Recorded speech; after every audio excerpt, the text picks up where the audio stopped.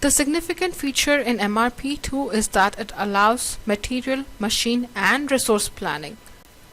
In this video, we are going to see a sample MRP planning of a product. The first step is to create the raw materials and the finished goods in the product master. The next step is to create a bill of material where you will define the raw materials, subcomponents, parts, and the quantities required to manufacture the end product. Here you will select the output items in the Output tab. You will select the checkbox to mark it as the main product. You will select the raw materials and subcomponents in the Input tab. The subcomponents are displayed in bold text. You have to create BOM for each component separately. Click on Explode BOM button to view the items and subcomponents and their quantities required for an end product. The second step is to define the sequence of steps for manufacturing process in order to produce a product.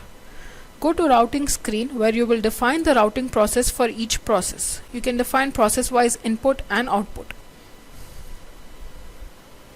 In the third step, you can either raise a planned independent order or a sales order or a forecast to start the production cycle. Here I have raised a sales order. The next step is to open the MRP process where you will find the list of pending orders which requires planning. You can filter the data based on date, customer, and product. Select an order to be planned and click on Lots Breakup. Here you can define the production batch size based on the product policy selected. Let us select Order to Order. Click on Preferences where you will select the preference for the production process. You can select either forward scheduling or backward scheduling based on the production order.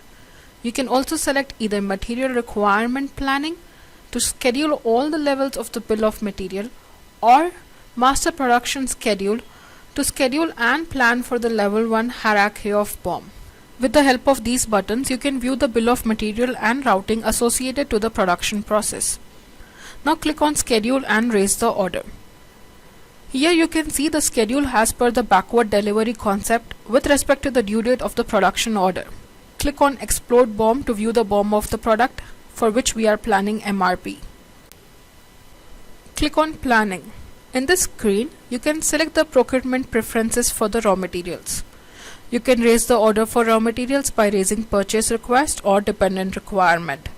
The last step for planning is to click on MRP process. The application will reserve the items for production from the inventory and raise orders for the items whose stock is not available. Click on Finish button to raise the production order. The application will automatically raise production order for the processes required for main product. The next step is to go to Release Production Order screen. Here you can find two production orders raised for main product and dependent subcomponents. Click on Release Order. As there are two production orders to be completed to receive the final product, you will issue process-wise products to production in Issue to Production screen, where you will first issue the products for subcomponents and receive the products. You will record the received products in the Receipt to Production screen.